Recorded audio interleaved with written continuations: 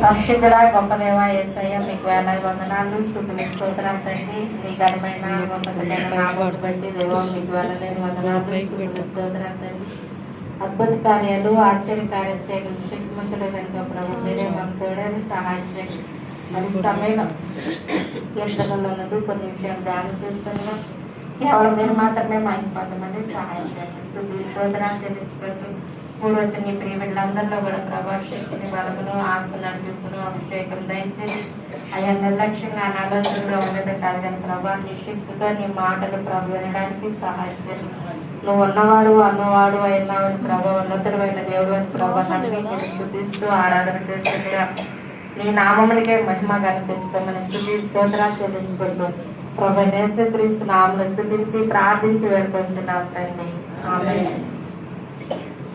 మరి ఏసీ వద్దన్నప్పుడు ఆ లోపు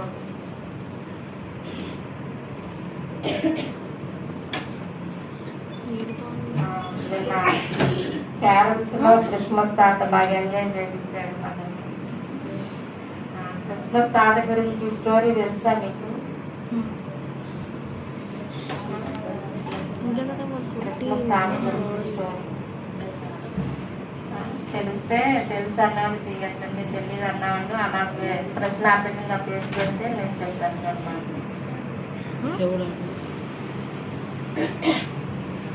క్రీస్తు శకం 300 సంవత్సరాల టైంలో నికోలస్ అన్న ఆయన మరి ధనవంతుల కుటుంబంలో పుట్టాడంట. ధనవంతుల ఇంట్లో పుట్టాడు.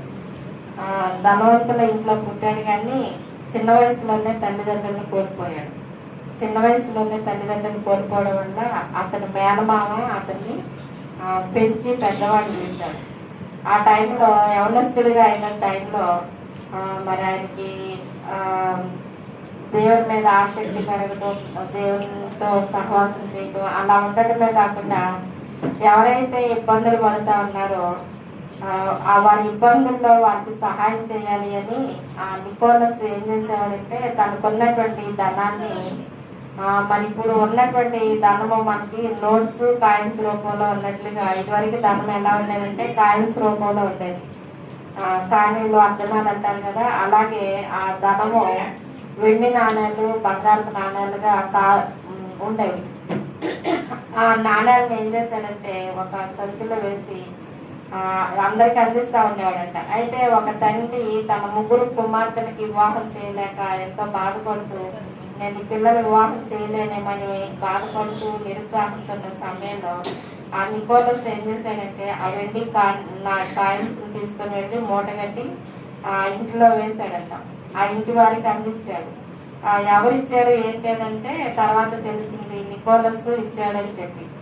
అట్లాగే ఆ నికోలస్ ఆ విధంగా పేదవారిని అందరికీ సహాయం చేయటం, పేదవారిని ఆదుకోవటం అలా చేసుకుంటూ వచ్చాడు. అతని పేరే నికోలస్. తర్వాత ఆయనకి పెట్టబడింది ఏంటంటే శాంటా క్లాస్ అని పేరు పెట్టారు, క్రిస్మస్ తాత అని. క్రిస్మస్ తాత అని కానీ మనం అందరం అడ్రస్ చేసి అంటే అలా ఉంటాడని కాదు కానీ ఈ యొక్క సందర్భంలో అలా ఉంటాడని ఊహించుకొని అట్లా డ్రెస్ వేయడం. అలాగే క్రిస్మస్ తాత అని కానీ ఏం చేస్తాడు, చాక్లెట్లు విసిరేస్తూ ఉంటాడు. ఆయన తాత ఏమన్నా ఉన్నాయా అంటే ఎంజాయ్మెంట్ కోసం అనమాట, ఇవ్వటం అనే దానికోసం. ఆనాటి దినాలలో ఆయన నికోలస్ అని ఆయన ఆ విధంగా చేశాడు. అట్లాగే ఈ యొక్క క్రిస్మస్ లో కూడా ఏంటంటే ఇవ్వటం అనేది మనం నేర్చుకోవాలన్నమాట. క్రిస్మస్ అనగానే ఇవ్వటం. మన తండ్రి అయిన దేవుడు తన ప్రియకుమారుని ఈ లోకానికి ఇచ్చాడనమాట. తనకి ఏకైక ఒక కుమారుని, అద్వితీయ కుమారుని, అంటే ఇంకొక రెండో కుమారుడు లేనటువంటి కుమారుని మన యొక్క పాపముల నుండి విమోచన కోసం ఆయనని ఈ లోకానికి పంపించాడు. క్రిస్మస్ అంటే అదే. క్రిస్మస్ అనగానే ఆరాధన, క్రీస్తుని ఆరాధన చేయడం. ఆయన ఈ లోకానికి వచ్చాడు కాబట్టి మనం అందరం ఆరాధన చేస్తున్నాం. ముఖ్యంగా మనం నేర్చుకోవాల్సింది ఏంటంటే ఆయన ఇప్పుడే పుట్టాడు, పసిబాలుడిగా పశువుల పాకలో ఉన్నాడనే విషయాన్ని మనం గుర్తుపెట్టుకోవాలంటారా? ఆయన ఇప్పుడే పుట్టాడు, పశువుల పాకలో ఉన్నాడు, పసిబాలుడిగా ఉన్నాడని గుర్తుపెట్టుకోవాలంటారా? ఆయన వచ్చి వెళ్ళిపోయాడని గుర్తుపెట్టుకోవాలి. 920 సంవత్సరాల క్రితం వచ్చాడు. 2020 సంవత్సరాల క్రితం వచ్చాడు. భూమి మీద 33.5 సంవత్సరాలు జీవించాడు. సిలువ పడ్డాడు, మరణించి తిరిగి లేచి ఆరోహణమై ఆయన తండ్రి వద్దకు వెళ్ళి కుడి పార్శ్వాన్ని కూర్చోనండి మన కోసం నిరంతరము విజ్ఞాపన చేస్తా ఉన్నాడు. అయితే ఇప్పుడు మనం చేసుకున్న ఈ యొక్క క్రిస్మస్ ఆరాధనలు ఏంటంటే ఆయన ఈ లోకానికి వచ్చాడు అనే విషయాన్ని గుర్తించి మనము వేడుకలు చేసుకుంటున్నాం. అదే సమయంలో లోక రక్షకుడిగా పుట్టి ఉన్నాడు అనే విషయాన్ని తెలియని ప్రజలకి, ఇతర ప్రజలకి తెలియచేయడం కోసం మనం వేడుకలు చేసుకుంటున్నాం. మన యొక్క ఆలోచనలు ఏముండాలి అంటే యేసయ్య ఇప్పుడే పుట్టాడు అన్నట్టుగా ఉండకూడదు. యేసయ్య ఎప్పుడో పుట్టాడు, ఆయన పుట్టిన సందేశాన్ని మళ్ళా మనం సంవత్సరం అందిస్తూ ఉన్నాము. ఆ విధంగా గుర్తుపెట్టుకొని యేసయ్య పశువుల పాకలో ఉన్నాడు ఇప్పుడు అన్నట్టుగా చెప్పమాకండి. సిలువేసిన రోజు కూడా ఆయన సిలువేయబడ్డాడు అని చాలా మంది అదే పాత రోజుల్లో అన్నట్లుగానే అజ్ఞానంలోనే ఉండిపోతూ ఉంటారు. మన యొక్క ఆత్మీయ స్థితి దినదినము మెరుగుపరచబడతా ఉండాలి. ఆలోచన చేయండి, గుర్తుపెట్టుకోనండి. మన యొక్క కీర్తనల నుండి ఒక మాట నేను చెప్పి నేను ముగిస్తాను. ఇక్కడ దావీదు భక్తుడు చెప్తున్న మాట ఏంటంటే, యెహోవా నా హృదయము అహంకారం గలది కాదు, నా కన్నులు మీరు చూసినవి కావు, నాకు అందని వాటి అందనను గొప్ప వాటి అందనను నేను అభ్యాసం చేసుకునట్లేదు. నేను నా ప్రాణంలో నెమ్మడపరుచుకొని ఉన్నాను, సముదాయించుకొని ఉన్నాను. ఇక్కడ దావీదు భక్తుడు తన జీవితంలో ఎంతగా చెప్తున్నాడంటే, నా హృదయము అహంకారం గలది కాదు, నా కన్ను మీద చూసినది కాదు అన్నాడు. మరి దేవుడు మనకి ఇచ్చినటువంటి ప్రతి విషయంలో కూడా ఏది ఇచ్చినప్పటికీ దేవానికి స్తోత్రం అని చెప్పగలిగే మనసు మనకు ఉండాలి. కానీ ఇదంతా నా గొప్పతనం, నా ఘనత అని చెప్పి ఎప్పుడు కూడా అనుకోకూడదు అనమాట. అందుకని అక్కడ అంటున్నాడు, నా కన్నులు మీరు చూసినవి కావు అంటున్నాడు. నాకు అందని వాటి ఏంటైనాను గొప్ప వాటి ఏంటైనా నేను అభ్యాసం చేసుకోనట్లేదు అన్నాడు. దేవుడు హెచ్చింపు కలిగజేసిన తర్వాత ఆ ఉన్నత స్థితిని బట్టి కొంతమంది ఏం చేస్తారంటే నా ఘనత, నా ప్రభావము, లేదంటే నేను సంపాదించుకున్నాను అన్నట్లుగా నేను అనే మాటని వాడుతూ ఉంటారు. మరి అక్కడ దావీదు భక్తునికి మరి అలాంటి మనసు లేదు అన్నట్లుగా కనబడుతూ ఉంది. నేను నా ప్రాణమును నెమ్మడపరుచుకొని ఉన్నాను, సముదాయించుకొని ఉన్నాను. నెమ్మడపరుచుకోవడం, సముదాయించుకోవడం అంటే ఇప్పుడు మన యొక్క ప్రపంచము ఎలా ఉందంటే ఫాస్ట్లో ఉందన్నమాట. మరి ఎక్కువగా సెల్ ఫోన్ వాడకుండా ఉండేటువంటి వాళ్ళు లేరు. మెయిల్స్, ఈమెయిల్స్, మెసేజ్లు, ఫొటోస్, మరి ఇంకా రకరకాలైనటువంటి మెసేజ్లు ఫార్వర్డ్ చేస్తున్నటువంటి దినాలు. మరి ఎన్ని మెసేజ్లు వచ్చినా వాటన్నిటికీ కొన్నిసార్లు మనం రిప్లై ఇవ్వాలంటే ఇవ్వగలుగుతామా? మనకంటే మనకి తక్కువేలే. కొంతమందికి బోల్డెన్ మెసేజ్లు వస్తూ ఉంటాయి. ఇప్పుడు సురేష్ని చూస్తే హడావుడి వెళ్తా ఉంటాడు. పెద్ద ఫోన్ వాడొచ్చుగా అనుకుంటాను నేను. చిన్న ఫోన్ వాడతాడు. ఎన్ని ఫోన్లు వచ్చినా ఆ చిన్న ఫోన్తోనే మాట్లాడుతూ ఉంటాడు. ఎందుకని? అప్పుడున్న ఒత్తిడి అలాంటిది. ఆ మెసేజ్లు చూసుకుంటా ఉంటే పని అవుతుంది. వాళ్ళకి సమాచారం అందించాలి కాబట్టి ఆ చిన్న ఫోన్తో వాడుకుంటూ పెద్ద ఫోన్ అవసరమైనప్పుడు పెద్ద ఫోన్ వాడుతూ ఉంటాడు. అట్లా కొంతమందికి కొన్ని రకాల మెసేజ్లు ఎక్కువగా వస్తూ ఉంటాయి. అలాంటి మెసేజ్ల్లో అన్నిటికీ సమాధానం ఇవ్వాలి అంటే కుదరదు. అయ్యగారు అంటారు, ఈ అయ్యగారులు గ్రూపుల్లో మెసేజ్లు పెడతా ఉంటారు ప్రార్థన గురించి. కొంతమంది అయ్యగారులు అసలు చూడరంట. ఎందుకని అంటే వాళ్ళకి తీరుకుండదో ఈ మెసేజ్లు ఎందుకు చూస్తాను, వీటికి రిప్లై ఏమి ఇస్తాను అన్నట్లుగా కొంతమంది చూడంట. అట్లాగే మరి రిప్లై ఇచ్చేటువంటి తీరిక లేనటువంటి పరిస్థితుల్లో ఒక ఆయనంట ఆ ఫోను జారి కింద పడిందో, కోపం వచ్చి కింద పడేసాడు. మళ్ళా కింద పడింది, దాన్ని తీసుకొని స్విచ్ ఆన్ చేశాడంట. ఆన్ చేస్తే మళ్ళా ఆ మెసేజ్లు, ఆ ఫొటోస్ అవన్నీ చూసి రిప్లై ఇద్దామని అనుకుంటున్నాడు, కానీ ఆయనకి టైం కుదరట్లేదంట. అలాంటి పరిస్థితుల్లో ఆయన ఏం చేశాడు, నెమ్మదిగా వీటికి నేను రిప్లై లేదులే అని చెప్పేసి బాధపడుతున్నాడంట.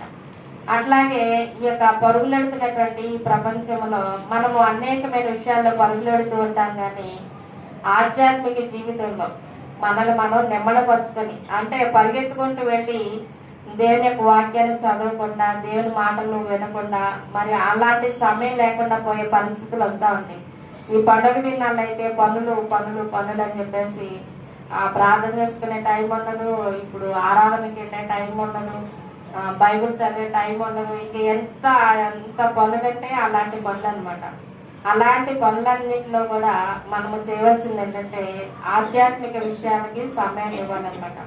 దేవుని యొక్క వాక్యాన్ని ధ్యానం చేసుకోవడానికి, ప్రార్థన చేసుకోవడానికి ప్రాముఖ్యమైన సమయం ఇవ్వాలి. అలాంటప్పుడు ఎలాంటి టెన్షన్లు వచ్చినా, ఎలాంటి ఒత్తిళ్ళు వచ్చినా వాటన్నిటిలో మనము ధైర్యంగా ఉండగలుగుతాం అనమాట. ఇక్కడ దావీదు అంటున్నాడు, నా ప్రాణమును నెమ్మడపరుచుకొని సముదాయించుకొని ఉన్నాను అన్నాడు. చనుపాలు విడిచిన పిల్ల తల్లి యొద్ద అన్నట్లు, చనుపాలు విడిచిన పిల్ల అన్నట్లు నా ప్రాణము నా యొద్ద ఉన్నది అన్నాడు. అంటే అలాంటి పరుగులైతే ఈ ప్రపంచంలో తీరిక లేని సమయంలో మనము దేవుని దగ్గరకు వచ్చి దేవుని సన్నిధిలో వాక్య ధ్యానము, ప్రార్థన జీవితం కలిగి ఉండి మనము ముందుకు కొనసాగినట్లయితే ఎలాంటి పనులున్నా మనము చేయగలుగుతాం, ఎలాంటి ఒత్తిళ్ళున్నా వాటన్నిటిని జయించగలుగుతాం. మరి మొన్న చెప్పకూడదు కానీ చెప్పేస్తున్నాను, ఇల్లు క్లీనింగ్ చేసుకోవాలి, నేను చేయలేకపోతున్నాను, నాకు ఓపిక లేదని చెప్పేసి నేను ఎలా ప్రభావ మరి ఈ వారం వస్తే క్యారల్స్ వచ్చేస్తాయి, మరి ఈ వారంలో పగలు పనిచేసి మళ్ళీ అటు ఇటు క్యారల్స్కి వెళ్ళాలంటే వెళ్ళలేనని అనుకున్నాను. అనుకుంటే కాంతార లక్ష్మి గారు, అమ్మ మేమందరం వస్తామమ్మా అన్నారు. జావలమ్మ గారు మేమందరం వస్తామంటే, మీరందరూ ఎక్కడ వస్తారు, మీరు పెద్దోళ్ళు, మీ పనులు మీకే ఉంటాయి, ఎట్లా వస్తాను, వద్దులేండి అని చెప్పేసి వెళ్ళిపోయాను. మధ్యాహ్నం అయిపోయింది. నేను ప్రీతిని తీసుకొని పని చేసుకుందాం అనుకున్నాను. అనుకుంటే మధ్యాహ్నం 2 అయ్యింది. అప్పటి వరకు ఉదయకాలంలో మందిరానికి రావాలా, మరి మందిరానికి వంద చేయాలంటే, మరి ఇక క్లీనింగ్ చేయాలంటే, స్నానం చేసి మందిరానికి వచ్చి ఇవన్నీ అవ్వలే, బాడీ సహకరించట్లేదని చెప్పేసి మంచం మీద ఉండి అలాగే ప్రార్థన చేసుకుంటూ దేవుని స్తుతించుకుంటూ ప్రభా సహాయం చేయాలనుకుంటా నేను మనసు మీద పడుకొని అలా రెస్ట్ తీసుకుంటా, మనసులో ప్రార్థన చేసుకుంటా ఉన్నా. 2 అయ్యేసరికి ఒక 5-6 వచ్చేసారు. వచ్చేసి బెల్లు పెట్టారు. ఏంటని చూస్తే కుమారి గారు, లక్ష్మి గారు, రాణి గారు అంటున్నారు, జవలమ్మ గారు, విజయ్ గారు, ప్రీతి, వీళ్ళందరూ వచ్చేసి 2 గంటల్లో క్లీన్ చేసేసారు. నాకు అసలు చాలా ఆశ్చర్యం వేసింది. ప్రభా నీకు వందనాలు, నేను చేయాలనుకున్న పనిని దేవుడు నాకు సహాయం చేశాడు. అంటే ఎప్పుడు ఎలా చేశాడు, మనము దేవుని ఆశ్రయించినప్పుడు, దేవుని సహాయం కోరుకున్నప్పుడు మనం చేయలేని వాటిని దేవుడు చేయిస్తాడు. అలాగే మనకి ఎన్ని టెన్షన్లు ఉన్నా, ఎన్ని ఒత్తిళ్ళు ఉన్నా, మరి మార్టిన్ లూథర్ గారు చెప్పాడంట, ఎక్కువ పని ఉన్న రోజు ఎక్కువ ప్రార్థన చేస్తా అన్నాడంట. అది సాధ్యమైందంటే సాధ్యమైంది అని దేవుడు నా జీవితంలో రుజువు చేశాడు. నేను గతంలో కూడా ఇలాగే ఉన్నాను, చూశాను. మరి ఎక్కువ పని ఉన్న రోజు మీరు మోకరించి ఎక్కువ సమయం ప్రార్థన చేయండి, దేవుడు మీకు గొప్ప కార్యం జరిగిస్తాడు. మీరు చేయలేనటువంటి పనుల్ని దేవుడు మీ ద్వారా చేయిస్తాడు. ఇక్కడ దావీదు భక్తుడు కూడా, నా ప్రాణమును నెమ్మడపరుచుకొని సముదాయించుకొని ఉన్నాను, చనిపాలు విడిచిన పిల్ల తల్లి వద్ద ఉన్నట్లు, చనిపాలు విడిచిన పిల్ల అయినట్లు నా ప్రాణం నా యొద్ద ఉన్నది అన్నాడు. ఈ యొక్క వేగంగా పరిగెడుతున్నటువంటి ప్రపంచంలో మనము చేయవలసినటువంటి పనులు చేయలేక ఎంతో సతమతమైపోతూ, నేను ఈ పని చేయలేకపోతున్నాను, సాయంత్రం అయిన తర్వాత, తెల్లారి పొద్దునైన తర్వాత లేచి అనుకుంటా ఉంటాం, నేను ఈ పని చేద్దాం అనుకున్నాను చేయలేకపోయాను అని బాధపడుతూ కూర్చుంటాము. మళ్ళా అదే పరిస్థితి వస్తుంది, మళ్ళీ తెల్లారి అదే పరిస్థితి వస్తుంది. కానీ మనము దేవుని మీద విశ్వాసం ఉంచి మీరు మోకరించి ప్రార్థన చేయండి. మీకు ఎంత పని ఉందో అందులో 1 గంట సమయం తీసుకొని ప్రార్థన చేయండి. ఆ పనులు ఎలా అవుతాయో మీకే అర్థం కాదనమాట. దేవుడు మీ పక్షాల నుండి అలాంటి కార్యం జరిగిస్తాడు. నా జీవితంలో సాక్ష్యంగా నేను చెప్పగలను. మరి నేను చేయలేని అనుకున్న పనిని 2 గంటలు, 2ంటికి వచ్చారు, 5ంటికల్లా అయిపోయింది.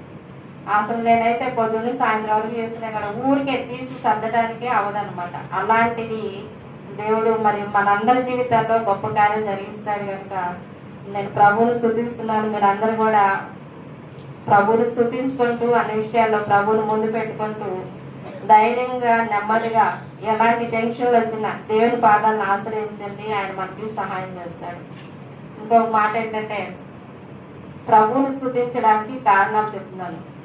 ఇదివరకు పండగ అనగానే ఆరాధన ఎలా ఉండేది కాదు, సగమే ఉండేది. ఎందుకని పండగ అనగానే సెలవులు దొరకలేదని చెప్పేసి ఆరాధన మానేసి ఆ రోజు క్లీనింగ్లు పెట్టుకుంటా ఉండేవాడు. మరి ఇప్పుడు ఉదయకాలం ఆరాధన అయ్యేసరికి పనులన్నీ ప్రక్కన పెట్టేసి మొదటి ప్రాధాన్యత దేనికి ఇస్తున్నారు? దేవునికి ఇస్తున్నారు. దేవునికి ఇవ్వటం వల్ల దేవుడు మన అందరి జీవితాల్లో ఉన్నతమైన కార్యం జరిగిస్తా ఉన్నాడు, ఊహించిన కార్యం జరిగిస్తా ఉన్నాడు. మరి మీ జీవితాల్లో దేవునికి మొదటి స్థానం ఇచ్చినప్పుడు దేవుడు మిమ్మల్ని అన్ని స్థానాల్లో, అన్ని విషయాల్లో మొదటి స్థానంలో ఉంచుతాడంట. ద్వితీయోపదేశకాండంలో ఉండేది కదా, మరి నిన్ను తలగా ఉంచుతాను కానీ తోకగా ఉంచు. సమూయేలు గ్రంథంలో నన్ను గనపరచు అని నేను గనపరుస్తానని. మరి దేవుణ్ణి మనం గనపరుస్తున్నప్పుడు ఆయన అన్ని విషయాల్లో మనల్ని ఘనత కలిగించే విధంగా ఉన్నతమైన స్థానాల్లో నిలబెడతాడు. దేవుడి మాటల ద్వారా మనల్ని దీవించి ఆశీర్వదించుగా. ఆమేన్. అందులో లేచి నిలబడి స్తుతి ఆరాధన చేసుకుంటాము. మరి బసవమ్మ గారి సాక్ష్యం చెప్పారు కదా, సుబ్బారావు గారి విషయంలో దేవుడు ఎంతగానో కార్యం చేశాడు. మరి ఇంకా పరిపూర్ణమైన ఆరోగ్యంతో మరి బసవమ్మ గారు జూన్ నెల నుండి ఎంతో వేదన పడ్డారు, దుఃఖపడ్డారు. ఎన్నో పరిస్థితులు, ఏంటి ఈ పరిస్థితి అని ఆందోళన పడిన పరిస్థితుల్లో కలవరాలు, ఆందోళన అన్నింటినీ తొలగించి దేవుడు నెమ్మదినిచ్చినందుకు దేవునికి స్తోత్రాలు చెల్లిద్దాం. యవనస్తులు వచ్చి స్తుతి ఆరాధన పాటలు అందరూ కూడా చేతులు ఎత్తి దేవుని సన్నిధిలో స్తుతి ఆరాధన.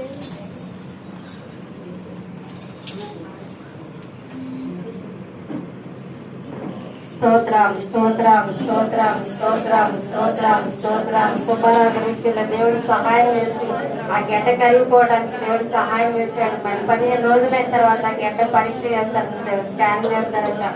మరి 15 రోజుల్లో కూడా గడ్డ కరిగిపోయిందని చెప్పినట్లుగా దేవుడు సాక్ష్యం ఇచ్చినట్లుగా దేవునికి స్తోత్రాలు చెల్లిద్దాం. స్తోత్రం స్తోత్రం స్తోత్రం స్తోత్రం స్తోత్రం స్తోత్రం స్తోత్రం స్తోత్రం స్తోత్రం స్తోత్రం స్తోత్రం. వేర్పలలో నీ వంటి వారు ఎవరినూ లేరని చెప్పి దేవునికి స్తోత్రాలు చెల్లిద్దాం. నీ వంటి వారు ఎవరు లేరు, దేవునికి స్తోత్రాలు చెల్లిద్దాం. స్తోత్రం స్తోత్రం స్తోత్రం. నీ ఒక్కడవే మహాదేవుడు అయినావు, దేవానికి స్తోత్రం స్తోత్రం స్తోత్రం స్తోత్రం. దేవుని యొక్క ఘనమైన నామమును బట్టి, ఉన్నతమైన నామమును బట్టి దేవునికి స్తోత్రాలు చెల్లిద్దాం. స్తోత్రం స్తోత్రం స్తోత్రం స్తోత్రం స్తోత్రం స్తోత్రం స్తోత్రం స్తోత్రం.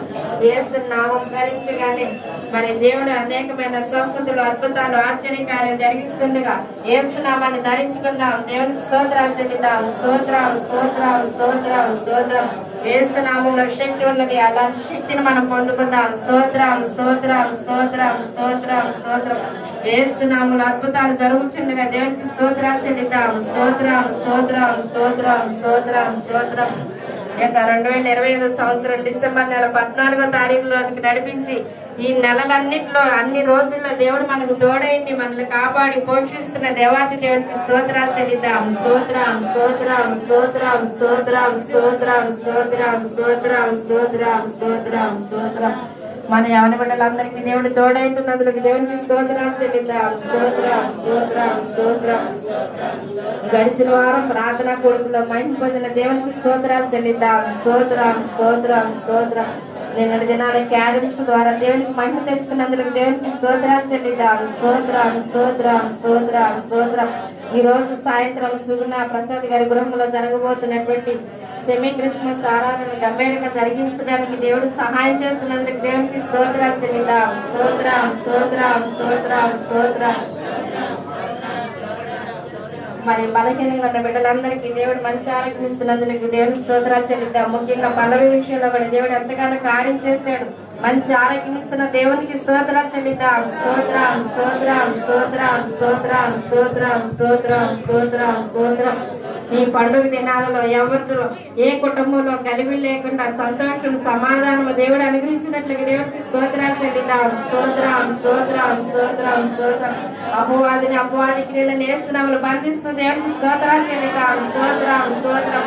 వాడు ఎక్కడ పని చేయకుండా, వాడికి ఏమాత్రం అధికారం లేకుండా వాడిని మన పాదముల కింద యేసునామములో తొక్కుతున్నందుకు దేవుడికి స్తోత్రాలు చెల్లిద్దాం. స్తోత్రం స్తోత్రం స్తోత్రం స్తోత్రం స్తోత్రం స్తోత్రం స్తోత్రం. హల్లెలూయా. ఒక చిన్న మాట చెప్పి నేను ఆరాధన మనం అందరం కలిసి ఈరోజు సుగినా గృహం దగ్గర మరి స్తుతి కూడిక, అలాగే సెమీ క్రిస్మస్ వేడుకడికి మిమ్మల్ని అందరినీ ఆహ్వానిస్తా ఉన్నాము. మొన్న ఒక రోజు సుగినాతో మాట్లాడినప్పుడు ఈ సంవత్సరం నేను చేయలేను అనుకున్నాను, వదిన పండు అయితే నేనన్నా చేస్తాను, నా జీవితంలో కొంచెం కొంచెం దాచుకొని నేను రోజు కొంచెం సరుకులు తెచ్చుకుంటాను వారానికి కొంచెం అని చెప్పి చేస్తా అన్నాడంట. అట్లాగే మరి ఇద్దరు కలిసి సుగుణ పండు ఇద్దరు కలిసి వాళ్ళకు ఉన్న దాంట్లో నుండి ఖర్చు పెడతా అన్నారు. చాలా ఖర్చు అవుతుంది. మరి సంఘమే కాదు బంధువుల్ని స్నేహితుల్ని పిలుచుకొని మరి సంఘం తరపున సెమీ క్రిస్మస్ లాగా అక్కడ చేస్తున్నాం కదమ్మా, నేను అన్నయ్యతో కూడా చెప్పి కొంచెం అమౌంట్ ఇప్పిస్తాను అని అంటే, లేదన్నా ఎంత ఖర్చు అయినా నేనే భరిస్తాను, మరి చక్కగా జరిగేటట్లుగా ప్రార్థన చేయండి అని అంది. అందుకని చెప్పేసి అది మన సంఘం తరపున మనము చేస్తున్నాం అన్నట్లుగా ఆ యొక్క సెమీ క్రిస్మస్ కి మనం అందరం పాల్గొని దేవుని నామాన్ని కనపరిచే విధంగా, దేవునికి మహిమ తెచ్చే విధంగా నిన్న క్యారల్స్ ద్వారా దేవుడు ఎంతగానో మహిమ పొందాడు. ఈ రోజు జరుగుతున్నటువంటి ఆ యొక్క కూడిక వారు ఎంతో ధనం ఖర్చు పెట్టి ఆ యొక్క కూడికను జరిగిస్తా ఉండగా చుట్టుప్రక్కల ఉన్న వారికి దేవుడు ఆశీర్వాదము, ఆ కుటుంబానికి దేవుని ఆశీర్వాదం కలిగించినట్లుగా మనమందరం కూడా దేవునికి స్తోత్రాలు చెల్లిద్దాం. స్తోత్రం స్తోత్రం స్తోత్రం స్తోత్రం. ఎంతైతే ఖర్చు పెడుతున్నారో అంతకంటే రెట్టిపోయిన ఆశీర్వాదాలు దేవుడు ఆ కుటుంబానికి అనుగ్రహించినట్లుగా, దేవుడు ఆ కుటుంబాన్ని ఆ ప్రాంతంలో ఒక వెలుగుగా ఉంచినట్లుగా దేవునికి స్తోత్రాలు చెల్లిద్దాం. స్తోత్రం స్తోత్రం స్తోత్రం స్తోత్రం స్తోత్రం స్తోత్రం స్తోత్రం స్తోత్రం స్తోత్రం. మేలు చేయక ఉండలేవు ఆయన పాట పాడుకుంటూ చప్పట్లు కొడుతూ దేవుని నామాన్ని మహిమపరుచుకుందాం.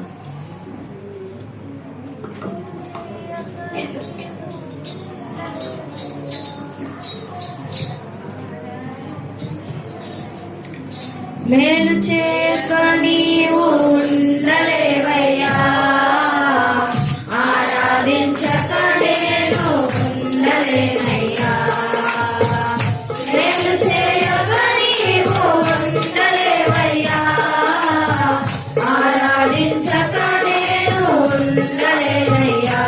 యేసయ్యా యేసయ్యా యేసయ్యా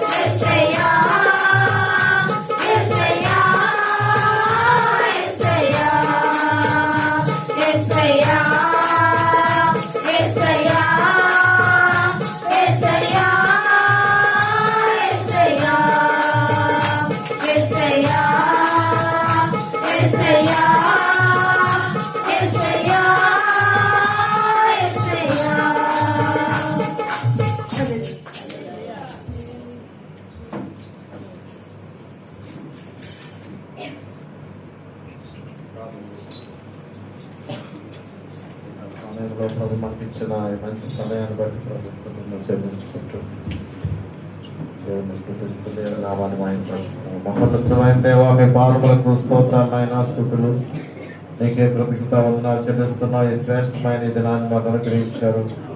మీ పాద సన్నిధిలో చేరి ఈ విధంగా స్తుతించి గణపరిచే గొప్ప ధన్యతను అవకాశాన్ని మాకు అనుగ్రహించినందుకే స్తోత్రములు. మీకు లెక్కలేని వందనాలు చెల్లిస్తున్నా. ఇదను మొదటి ఆరాధనలో పాల్గొని బిడ్డలందరిని బట్టి మీకు స్తోత్రాలు, కుటుంబాలను బట్టి మీకు స్తోత్రాలు. అన్ని విషయాల్లో మీరు తోడుగా ఉండి మా ఆరాధన, మా స్తుతులు మీరు అంగీకరించండి. ఈ సమయాన్ని ఆస్వాదించండి. కుడి వచ్చిన మా అందరితో మీ వాక్యము ద్వారా మీరే మాట్లాడి మీరే మహిమ పొందాలి. స్తుతులు అన్ని విషయాల్లో మీరు తోడుగా ఉండి చెప్పబడిన సాక్ష్యాన్ని బట్టి కూడా మీకు స్తోత్రములు. సుబ్బారావు గారికి ఇచ్చిన స్వస్థత కొరకే స్తోత్రములు. పరిపూర్ణమైన ఆరోగ్యంతో నింపండి తండ్రి. ఎవరైతే ఈ దినం బలహీనంగా ఉండి కూడా మీ సన్నిధికి వచ్చారో వారందరినీ కూడా మీ వాక్యం వింటూ ఉండగానే నాయన పూర్తి నెమ్మది స్వస్థత వారికి దయచేసి మహిమ సంతోషంతో నాయన తిరిగి వెళ్ళే వరకు మీ సన్నిధి వచ్చమని ప్రభువైన యేసు నామమున స్తుతులతో ప్రార్థిస్తున్నాను తండ్రి. ఆమేన్. అందరం కూర్చుందాం. Praise the Lord. Hallelujah. స్తోత్రం. Praise the Lord. Praise the Lord. దేవునికి మహిమ కలుగును గాక. హల్లెలూయా. ఉదయకాల సమయంలో ఉదయాన్నే దేవుని సన్నిధికి వచ్చిన మీ అందరికీ ప్రభు పేరిట నా హృదయపూర్వకమైన వందనాలు. అందరికీ వందనాలు. ప్రభు మనల్ని ఎంతో ప్రేమించి ఈ చక్కని సమయాన్ని అనుగ్రహించారు. మీరందరూ గమనికని లేచి ఉదయాన్నే మొదటి ఆరాధనలో పాల్గొని దేవుని ఆరాధించాలని ఎంతో శ్రద్ధతో ఆసక్తితో వచ్చిన మీ అందరిని బట్టి దేవునికి నేను స్తుతులు చెల్లిస్తూ ఉన్నాను. హల్లెలూయా. సార్ పక్కవారిని కూడా పలకరించండి.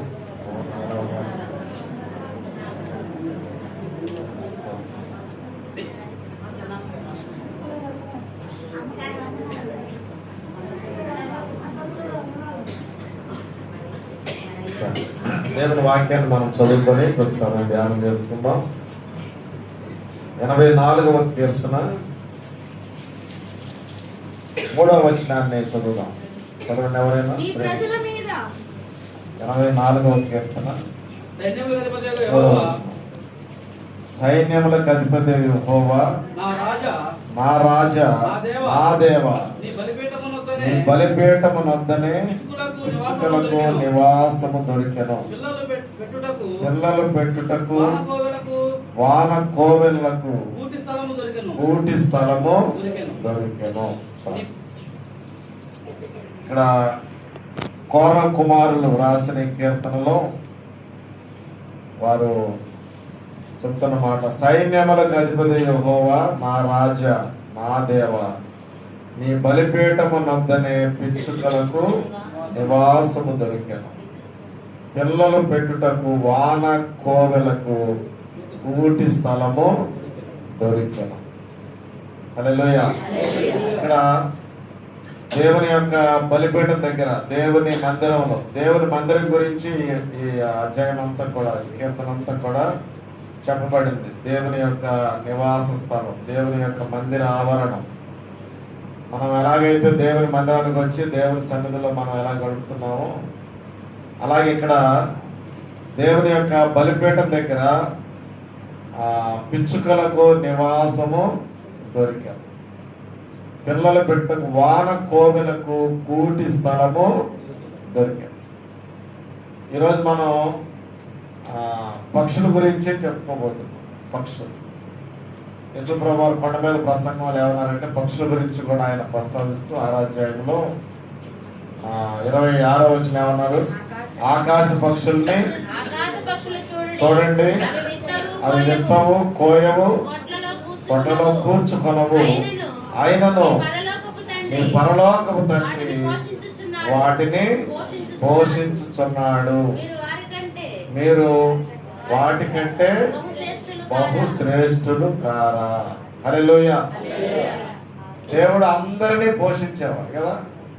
ఆకాశ పక్షుల్ని ఆయన పోషిస్తే వాటికంటే మీరు ఇంకా శ్రేష్ఠులు కదా, మిమ్మల్ని కూడా ఆయన ఖచ్చితంగా పోషిస్తాడు అనే విషయాన్ని అక్కడ మరి యేసు ప్రభువారు పుట్టల ప్రసంగంలో తెలియజేస్తున్నాడు.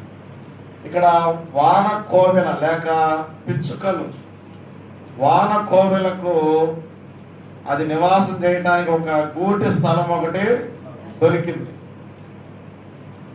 అసలు ఈ వాన కోవెల ఎలాంటిది, దాని యొక్క పరిస్థితి ఏంటి, ఎందుకు ఆ యొక్క గూటి స్థలంలో అది నివాసం చేస్తూ ఉంది, దేవుడు వాటిని కూడా ఎలా ప్రేమిస్తున్నాడు, ఒకప్పుడు మనం ఎలా ఉండేవారో ఇప్పుడు ఎలా ఈ గూటికి చేరాం, గూటికి అంటే దేవుని మందిరానికి అనే విషయాలు మనము ధ్యానము చేసుకోవచ్చు.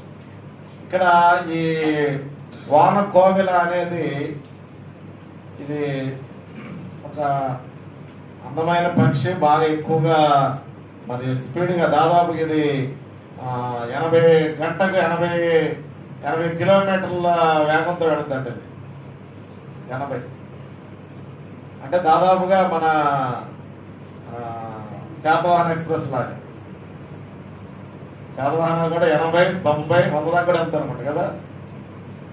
చాలా స్పీడ్, 80 కిలోమీటర్ల వేగంతో ఇది వెళ్ళేది. దీని గురించి మనం చాలా విషయాలు మనం తెలుసుకోవచ్చు. వాస్తవానికి ఇది ఎక్కువగా పురాణ కథల్లో దీని గురించి చెప్పండి మాట ఏంటంటే, ఈ వాన కోవెల అనేది శపించబడిన పక్షిలాగా చూసేవారంట. ఇదివరకు పురాణాల్లో ఉన్నటువంటి దేవతల లోకంలో ఈ పక్షి తోక కత్తెరలాగా ఉండేదంట. అందుకని భూమి మీదకి అగ్నిని పంపించడానికి వంకరగా ఉన్నటువంటి ఆ తోకకి అగ్నిని కట్టి దాని భూమి మీదకి వదిలేరు అని పురాణాల్లో చెప్పబడతాం. సరే, పురాణాలు మనకు అవసరం లేదు, కానీ యాక్చువల్గా చూస్తే ఇది ఈ వాన కోవెల అనేటువంటిది శపించబడినటువంటి పక్షిగా మనం చూస్తాం. అదే విషయాన్ని సామెతల గ్రంథం 26వ అధ్యాయము 2వ వచనంలో కూడా అక్కడ మనం చదువుకుంటాం. చదవండి ఎవరైనా, సామెతలు 26వ అధ్యాయము 2వ వచనం. తారాడుచున్న వాన కోవెలయు దిగకుండునట్లు హేతువు లేని శాపము తగలకపోవును. చూసారు చాలు. ఇక్కడ ఏంటంట, రెక్కలు కొట్టుకొనుచు తారాడుచున్న పిచ్చుకయు దాటుచుండు వాన కోవెలయు దిగకుండునట్లు హేతువు లేని శాపము తగలకపోవును. అంటే ఇక్కడ ఈ వాన కోవెల గురించి ఇక్కడ ప్రస్తావించబడింది కాబట్టి ఇది కారణం లేకుండానే శపించబడినటువంటి ఒక పక్షిగా మనం ఇక్కడ చూస్తాము. ఇది ఎంత శాపగ్రస్తమైందంటే ఈ వాన కోవెల యొక్క జీవితం చాలా స్వల్పమైనది, చాలా తక్కువ. ఇది ఒక 3-4 సంవత్సరాల కంటే ఎక్కువ బ్రతకదండి. ఇది ఎన్ని సంవత్సరాలు? 3-4 సంవత్సరాలు మాత్రమే దాని యొక్క జీవితం.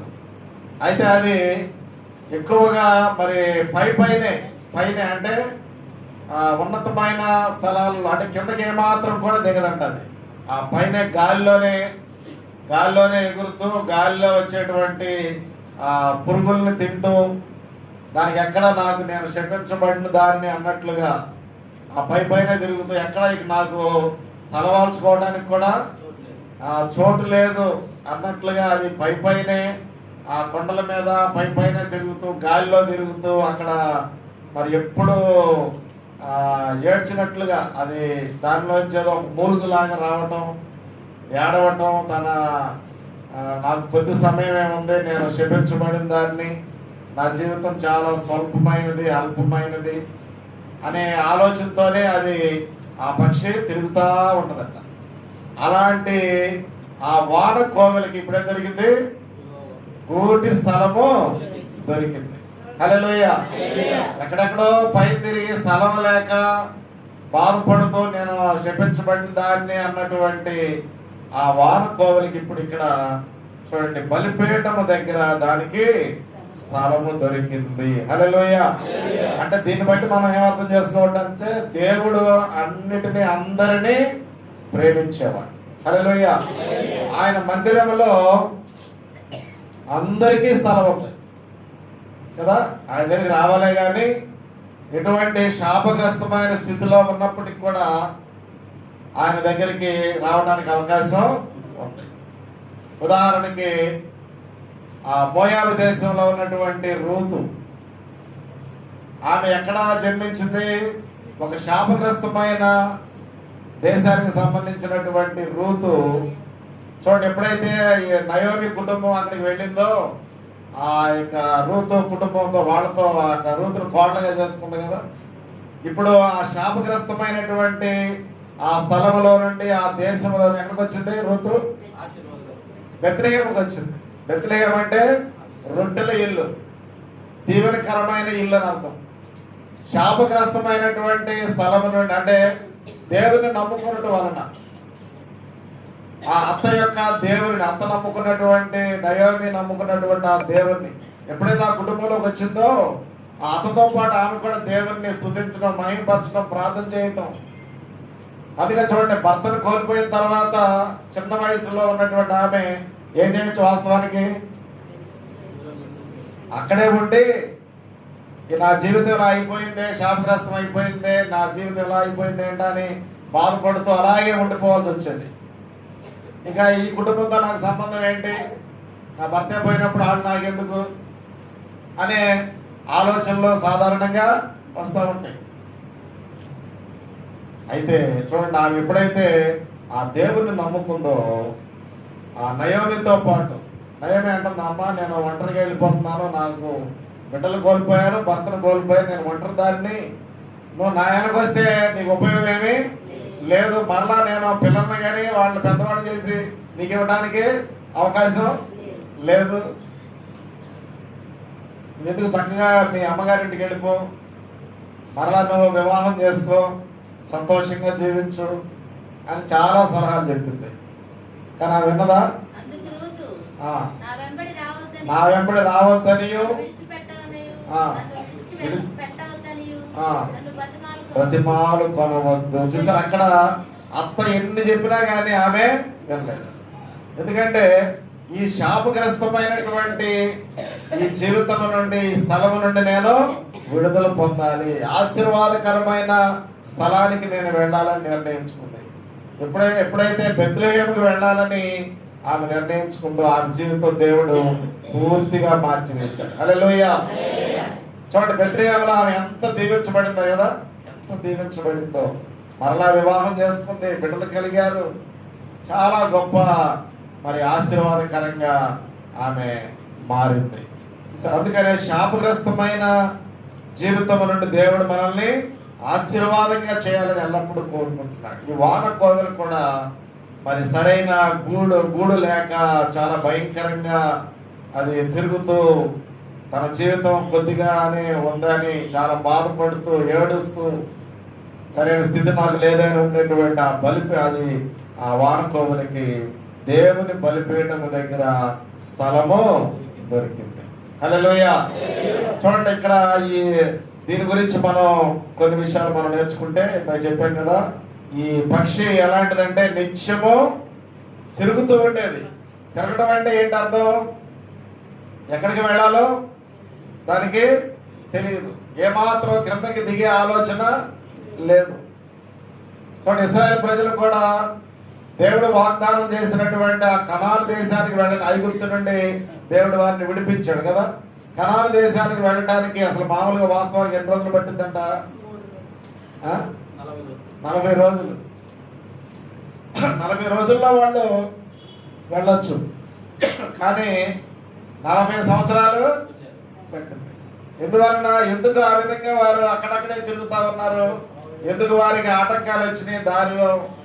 ఎందుకంటే వారు దేవుని మాట వినకపోవటం వలన. దేవుని మాట వింటే ఖచ్చితంగా దేవుడు నివాస స్థలానికి తొందరగా ఆయన చేర్చేవాడు. దేవునికి స్తోత్రం. హల్లెలూయా. అందుకని సామెతల గ్రంథం చూడండి, 21వ అధ్యాయము సామెతలు 21:16 మనం చూస్తే, వివేక మార్గము విడిచి తిరుగువాడు ప్రేతల గుంపులో కాపురముండును.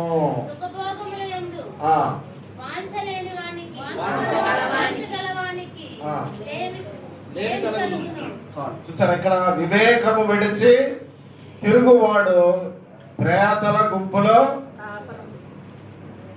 వివేకం అంటే దేవుడు తగిన జ్ఞానము వివేకం దేవుడి దగ్గర సంపాదించుకోవాలి. వివేకం లేకుండా తిరిగేవాళ్ళు, తిరుగులాడు వారు, దేవుని మీద తిరుగుబాటు చేసినటువంటి వారు.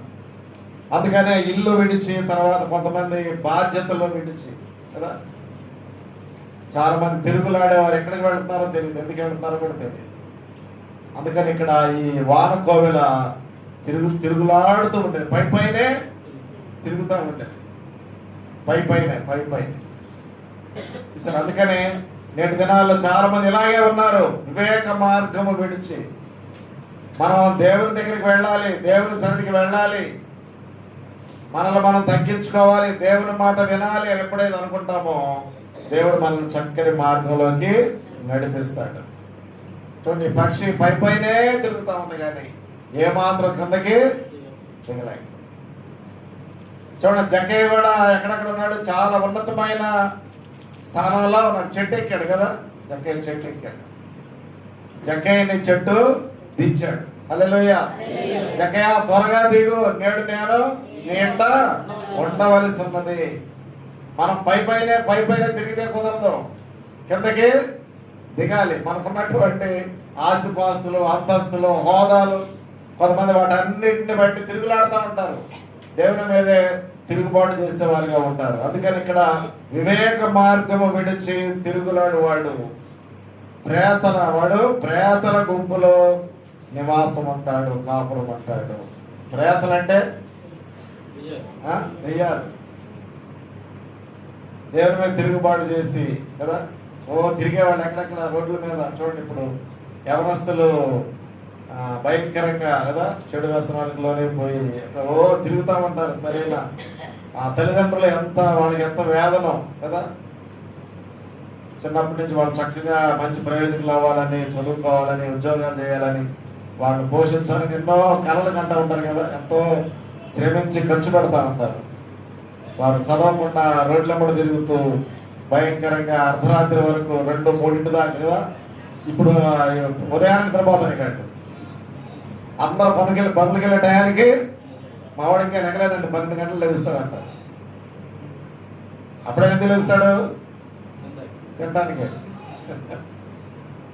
చూస్తారా, యవనస్తులు చాలా భయంకరమైన డ్రగ్స్ అలవాటు పడిపోయి దొంగతనాలు. మన ఈ మధ్య జరిగింది ఇక్కడ మన రోడ్లో, ఈ కట్ల మీద అన్ని బొళ్ళన్నీ ఓపెన్ చేశారంట చక్కగా, మెకానికల్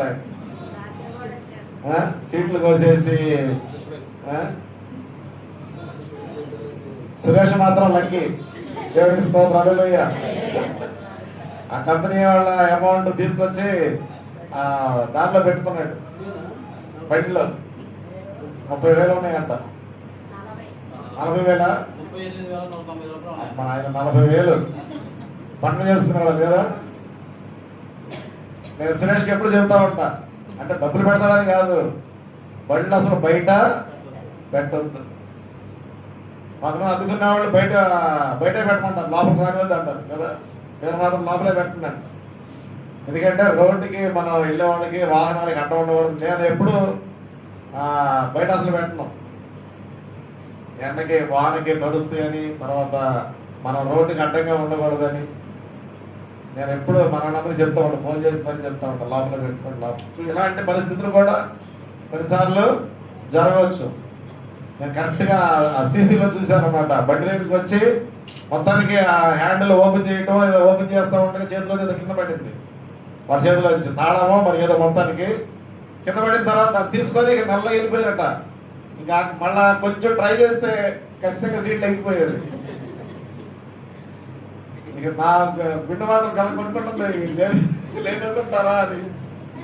తర్వాత చూసినప్పుడు అమ్మో దేవుని స్తోత్రం, సురేష్ మండలి దేవుడు గొప్ప కార్యం చేసేది సంవత్సరం చివరిలో కదా.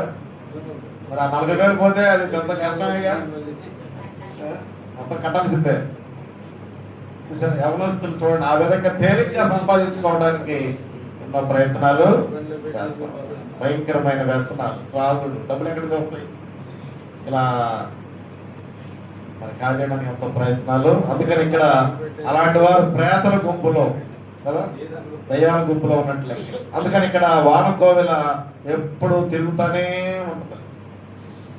అయితే దేవుని దగ్గరకు వస్తే దేవుడు తప్పకుండా వారిని వివేక మార్గంలో వారిని నడిపిస్తాడు.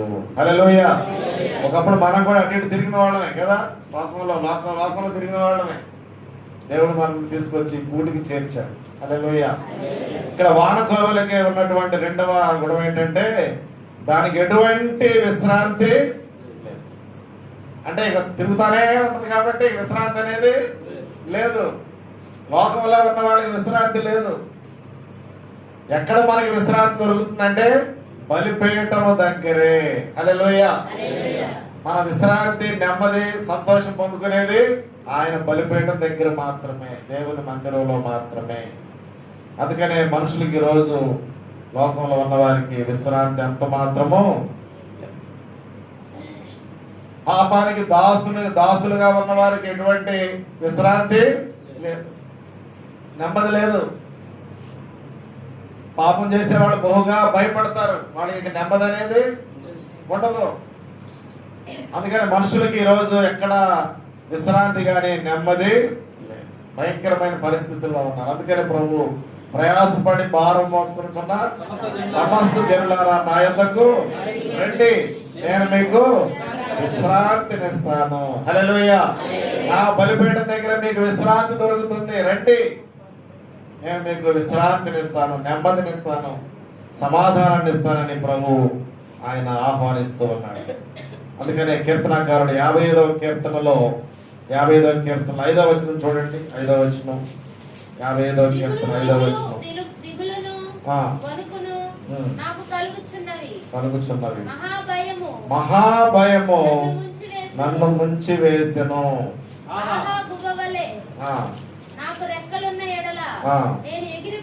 ఎగిరిపోయి నెమ్మదిగా నుందనే. చాలు, దేవునికి స్తోత్రం. హల్లెలూయా. ఏంటంట కీర్తనకారుడు ఏమంటున్నాడు? మహాభయము నన్ను ముంచి వేసెను. మహాభయం ముంచి వేసినప్పుడు అక్కడికి వెళ్ళాడు దావీదు, దేవుని దగ్గరికి వెళ్ళాడు. అందుకని అక్కడ 56వ కీర్తనలో కూడా 3వ వచనంలో అంటాడు, భయము కలిగిన దినాన నేను నాకు భయము సంభవించు దినమున నిన్ను ఆశ్రయించుచున్నాను. హల్లెలూయా. లోకములో విశ్రాంతి లేదు, నెమ్మది లేదు, భయం. ఎప్పుడు ఏం జరుగుతుందో మనకు తెలియదు. చాలా భయంకరమైన పరిస్థితులు, ఏం జరుగుతుందో తెలియదు. భయంకరమైన ప్రమాదాలు కదండి. టీవీ ఆన్ చేస్తే రోజుకో యాక్సిడెంట్ అవుతూ ఉంటాయి. బస్సులు మన ఇక్కడ అన్నవరం వెళ్తారంట, భద్రాచలం నుంచి దర్శనం చేసుకునేది కొంతమంది. వాళ్ళు కూడా చాలా మంది ఎంప్లాయీస్ అంట, ఈ సాఫ్ట్వేర్ ఎంప్లాయీస్. వాళ్ళతో ఫ్యామిలీలతో వచ్చి సెలవులు పెట్టుకొని వాళ్ళు దర్శనం చేసుకుందాం, కొంచెం అటు అన్ని చూసొద్దాం, అరకు అంటే వెళదాం అన్నవరం అన్నట్టుగా బయలుదేరారు. దాదాపుగా సగం మంది చనిపోయినట్టున్నారు కదా, 18 మంది ఎంతమంది అంటారు లోయలో పడిపోయి కదా. చాలా భయంకరమైన పరిస్థితి. ప్రస్తుతం బయట కూడా అంతా ఈ మంచు, తెల్లటి మంచుకి రోడ్లు కనపడక, టర్నింగ్లు కనపడక, డ్రైవర్లు కూడా నిద్ర సరిగ్గా లేక దోతారు ఉంటారు కదా, తెల్లవారులు నిద్ర లేక. మరి వాళ్ళు ఎన్ని ఆశలతో వచ్చి ఉంటారు కదా, వాళ్ళంతా ఉద్యోగస్తులు, చాలా మంది చిన్నవాళ్ళు ఉంటారు, వివాహం అవని వాళ్ళు ఉంటారు, వివాహం చిన్న బిడ్డలతో ఉన్నవాళ్ళు ఉంటారు కదా. ఎంత భయంకరమైన ప్రమాదాలు జరుగుతారు. మనుషులకి నెమ్మది లేదు, భయం.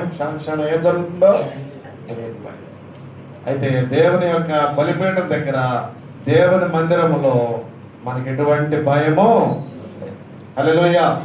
అందుకే బలిపీఠం దగ్గర మనకి ఎంతో నెమ్మది ఉన్నది. భయము కలిగిన దినాన నేను నిన్ను ఆశ్రయించానయ్యా అని అంటా ఉన్నాడు దావీదు. దేవుడికి మహిమ కలుగునుగా. హల్లెలూయా. అలాగే వానకోవెలకి గమ్యమే లేదు,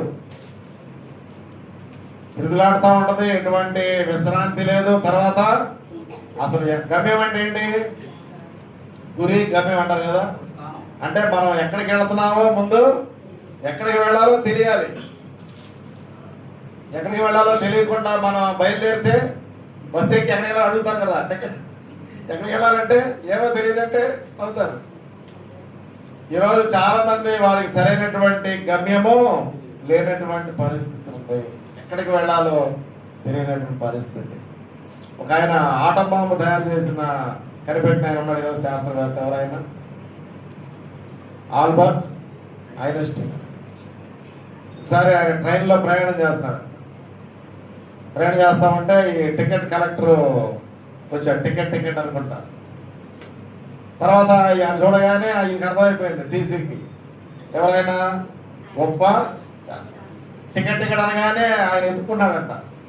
ఎవరో ఐన్స్టీన్ ఎత్తుకుంటామంటే ఇక ఈయనకి అర్థమైపోయింది ఆయన పెద్ద గొప్ప శాస్త్రవేత్త. సరే పర్లేదు సార్ అంటే టికెట్ కనపడకపోయినా పర్లేదు, మీరు నాకు తెలుసు, మీరు చాలా గొప్పవారు అని ఇక ఆయన్ని అంటామంటే ఈయన ఎదుగుతూనే ఉన్నాడంట. పర్లేదు సార్, ఏమవుతుందంటే నేనేమన్నా మిమ్మల్ని టికెట్ చూపించాల్సిన పని లేదంటే, కాదయ్యా ఆ టికెట్ నాకు కావాలి, ఎక్కడికెళ్ళాలో నాకు తెలియదు ఇప్పుడు అన్నాడంట.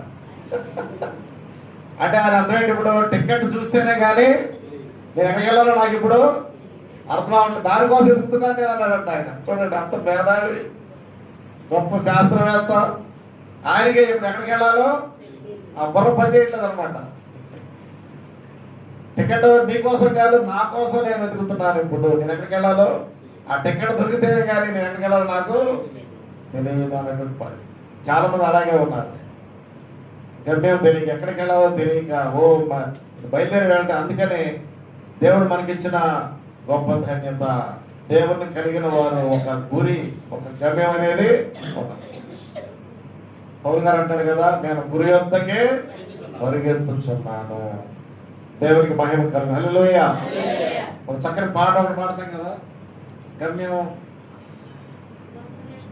గమ్యమేలేని ఓ పాటసారిని, నీతో ఉన్నాను భయము లేదన్నావు. పాడినందరూ గమ్యమేలేని ఓ పాటసారిని, నీతో ఉన్నాను భయము లేదన్నావు. నా శక్తి చేత కాదు, నీ ఆత్మ ద్వారానే, నా శక్తి నీ ఆత్మ ద్వారానే వాగ్దానము నెరవేర్చి వారసునిగా చేశావు. వాగ్దానము నెరవేర్చి వాగ్దానము చేశావు.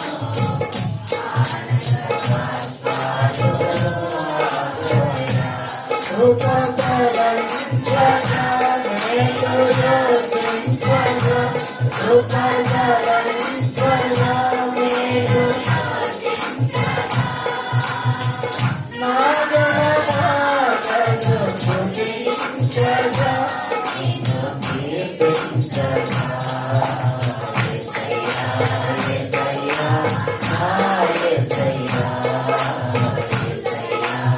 యేసయ్యా, నా యేసయ్యా, నీతో కలిసే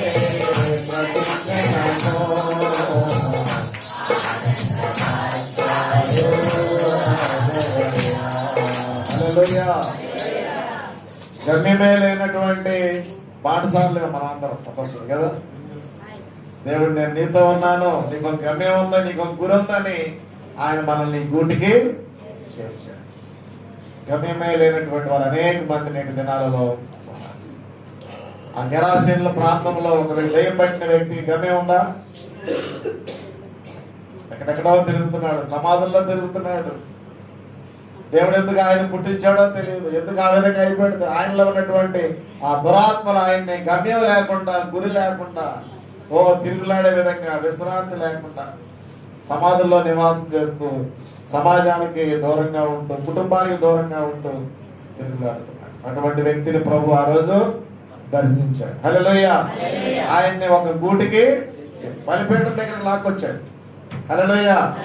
మనం కూడా ఒకప్పుడు ఎక్కడెక్కడో ఉన్నాం. దేవుడు మనం ఏం చేశాడు? ఆయన బలిపీఠం దగ్గర మనకి నివాస స్థలాన్ని ఏర్పాటు చేశాడు. హల్లెలూయా. ఇంకా చెప్పుకుంటా పోతే సమరయ స్త్రీ, ఆమె కూడా గురి గమ్యము లేదు. ఏం చేస్తున్నా ఆవిడకి తెలియదు.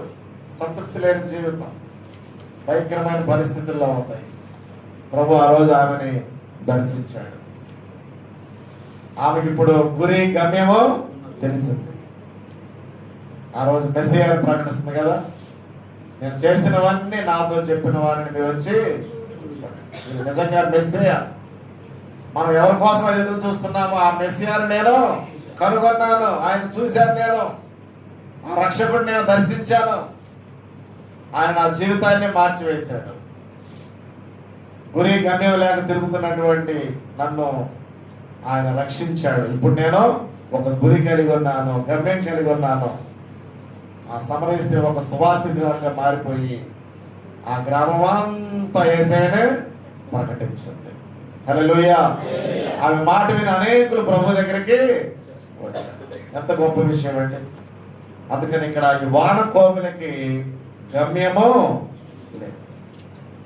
చివరిగా మనం చూస్తే ఈ వాన కోవిలకి చాలా స్వేచ్ఛగా తిరగ. చాలా సార్లు మనం కూడా దేవుని మందిరానికి వచ్చినా లేదా బలిపీఠం దగ్గర మనం వచ్చినా మళ్ళీ ఏం కోరుకుంటారు చాలా మంది? నాకు స్వేచ్ఛ కావాలి. తప్పిపోయిన కుమారుడు ఏం కావాలని కోరుకున్నాడు? ఇంట్లో తండ్రి ఇంటిలో ఆయన సమృద్ధిగా ఉంది. ఏ తక్కువ, ఏ కొదువ లేదు. కానీ ఏం కోరుకున్నాడు? నాకు స్వేచ్ఛ కావాలి, స్వతంత్రం కావాలి, నేను బయట తిరగాలి, నేను ఆనందంగా ఉండాలి అనే స్వేచ్ఛను కోరుకున్నాడు. మనకు రావాల్సినటువంటి ఆస్తి అంతటిని పంచుకొని వెళ్ళిపోయాడు. స్వేచ్ఛ కావాలని కోరుకున్న వ్యక్తి ఏమైపోయాడు? చివరికి సమస్తాన్ని కోల్పోయాడు. తినడానికి తిండి లేక పందులు తినే ఆ పొట్టును ఆశించాడు. చివరికి అది కూడా దర్శనమివ్వలేదు. అప్పుడు తండ్రి గుర్తొచ్చాడు, ఆయన ప్రేమ గుర్తొచ్చింది. తండ్రి ఇంటి దగ్గర బలిపీఠం దగ్గర నాకు చక్కని నివాసం ఉంది, నాకు స్థలం ఉంది. ఇప్పుడు అక్కడ ఎక్కడ పడుకుంటున్నాడు? వెళ్ళి రోడ్ల మీద కదా, చక్కగా హాయిగా ఇంట్లో ఎండాకాలం వస్తే ఏసీ కదా, చక్కగా చలికాలం వానాకాలం ఒక్క చొక్క నీళ్లు పడుకుని చక్కగా రూముల్లో ఉండేవాడు. ఇప్పుడు ఆ పందుల దగ్గర ఇక్కడ జంతువుల మధ్యలో శుభ్రంగా ఉంటుందా? జంతువుల మధ్యలో చాలా అసహ్యమైన జీవితాన్ని జీవిస్తారు.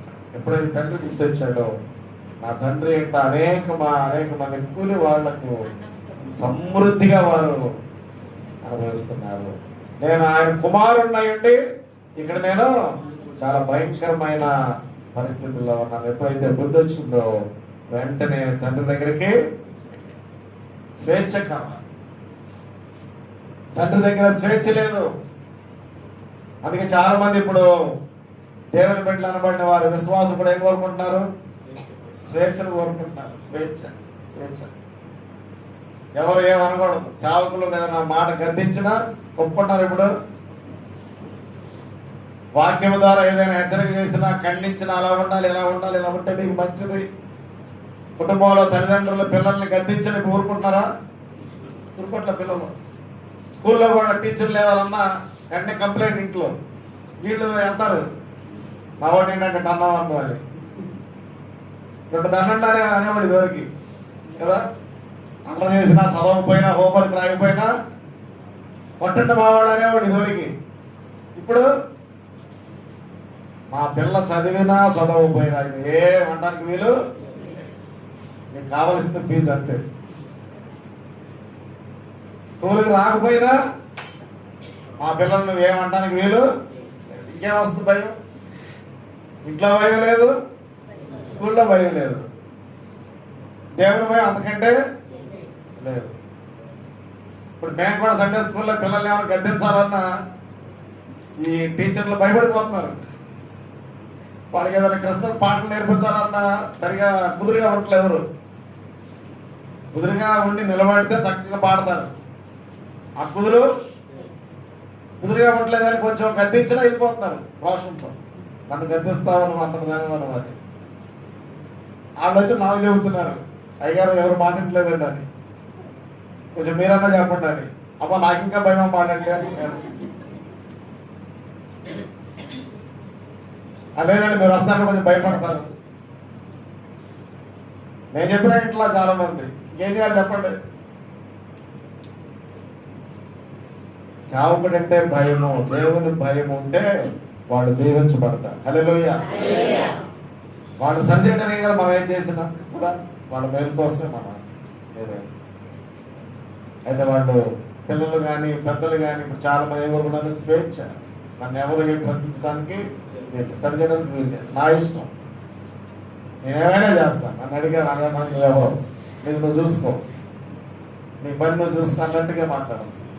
దాని వలన ఆ స్వేచ్ఛ వలన ఏమవుతుందంటే తప్పిపోయిన కుమారులకు చాలా మంది తప్పిపోతున్నారు. చిన్నవాళ్ళు పెద్దవాళ్ళు కూడా అందరం మనమందరము తప్పిపోయిన వారికి అవుతున్నారు. అందుకని దేవుడు మనకు ఒక గమ్యాన్ని, గురిని ఇచ్చాడు, స్వేచ్ఛనిచ్చాడు, విశ్రాంతినిచ్చాడు చక్కగా దేవుని. అందుకని ఇక్కడ ఈరోజు మనం తెలియజేయబడుతున్న మాట, వానకోవిలకు గూటి స్థలము. ఇదివరకు ఆ భయం తిరుగుతా ఉంటే ఇక పిల్లలు పెట్టడానికి కూడా అది అవకాశం లేదు. ఇక ఇప్పుడు ఈ కోవిలకి పిల్లలు పెట్టే అవకాశం కూడా, ఎందుకని చక్కని గూడు దొరికింది, గుడ్లు పెట్టవచ్చు, పిల్లల్ని కానవచ్చు, చక్కగా ప్రశాంతంగా విశ్రాంతి. మనకు కూడా దేవుడు అటువంటి గొప్ప ధన్యతను ఇచ్చాడు. ఉదయకాల సమయంలో మనం కూడా ఒకప్పుడు ఈ వానకోవిల వలె ఉన్నాం. దేవుడు మనల్ని కనికరించి గూటి స్థలాన్ని ఏర్పాటు చేసి ఆయన బలిపీఠం దగ్గర దేవుని మందిరంలో మనకి నివాసము దొరుకుతుంది. అందుకని ఆయన మందిరంలో నివసించే వారందరూ ఎల్లప్పుడూ దేవునితో మనం నివాసం చేస్తూ చక్కగా దేవుడిచ్చేటువంటి నెమ్మదిని, విశ్రాంతిని, సమాధానాన్ని, సంతోషాన్ని పొందుకుంటూ ఎల్లప్పుడూ దేవుణ్ణి మనం ఆరాధిస్తూ మనం వెళ్ళినప్పుడు మన జీవితాలు ఆశీర్వాదకరంగా ఉంటే మనం ఎక్కడికి వెళ్తున్నామో, ఏం చేస్తున్నామో దేవుడు మనకి అన్ని కూడా బయటపరచు చక్కని వివేక మార్గంలోకి ప్రభు మనం నడిపించాలని ఆశపడుతున్నాడు. హల్లెలూయా. శాపగ్రస్తమైనటువంటి యొక్క పక్షి ఇప్పుడు ఆశీర్వాదకరంగా, శాపగ్రస్తమైన మన జీవితాలను కూడా దేవుడు ఆశీర్వాదకరంగా చేయాలని మన కుమారుడిని యేసయ్య లోకానికి పంపించాడు. ఆ మెస్సియాను మనం కనుగొని ఆయన దగ్గరకు వెళ్ళి మన జీవితాలు ఆయన సమర్పించుకొని ఎల్లప్పుడు దేవుని సన్నిధిలో, దేవుని బలిపీఠం దగ్గర మనం దేవుని స్తుతిస్తూ, అందుకని నా శరీరము నా ఆనందము కేకలు వేయించున్నది, నా హృదయము నా శరీరము. ఆ బలిపీఠం దగ్గర ఉండే వాళ్ళు ఏం చేస్తారు, ఎప్పుడు ఆ హృదయం ఆనందంతో సంతోషంతో కేకలు వేస్తారు. అటు విధంగా దేవుని సన్నిధిలో మనం అందరూ సాగిపోదాం. దేవుడి మాటలు మనందరి కొరకు దీవించును గాక. ఆమేన్. ప్రార్థన చేసుకున్నాం. అందరూ తరలి వచ్చినట్లయితే ఉదయకాల సమయంలో విన్న వాక్యాన్ని బట్టి ప్రతి ఒక్కరు చిన్న ప్రార్థన చేసుకోనండి. అందరు ప్రార్థన చేసుకోనండి. పోయిన మొదటి ఆదివారం ప్రభు బలలో పాల్గొన్న వారు ఉన్నారా? ద్రాక్షారసం తీసుకున్న వారు ఎవరైనా ఉంటే మీరు బాప్తిసం పొందిన వారు, ప్రభు యొక్క శరీరాన్ని రక్తాన్ని తీసుకోవాలని అనుకున్నవారు, పోయిన వారం మిస్ అయిన వారు, పోయిన వారం తీసుకున్న వారు ఎవరైనా ఉంటే లేచి నిలవడండి. మీ కొరకు ప్రార్థన చేసి ద్రాక్షారసం ఇవ్వడం జరుగుతుంది. అందరికి కూడా ప్రార్థన చేసుకునండి. ప్రభు బలలో తీసుకోవలసిన వారు, మనం సమీపించవలసిన వారు, ద్రాక్షారసం తీసుకోవలసిన వారు ఎవరైనా ఉంటే మీరు లేచి నిలవబడి చిన్న ప్రార్థన చేసుకోనండి. విన్న వాక్యాన్ని బట్టి చిన్న ప్రార్థన చేస్తే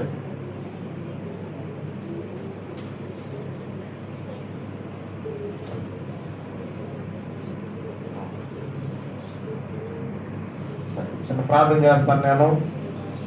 తర్వాత మనం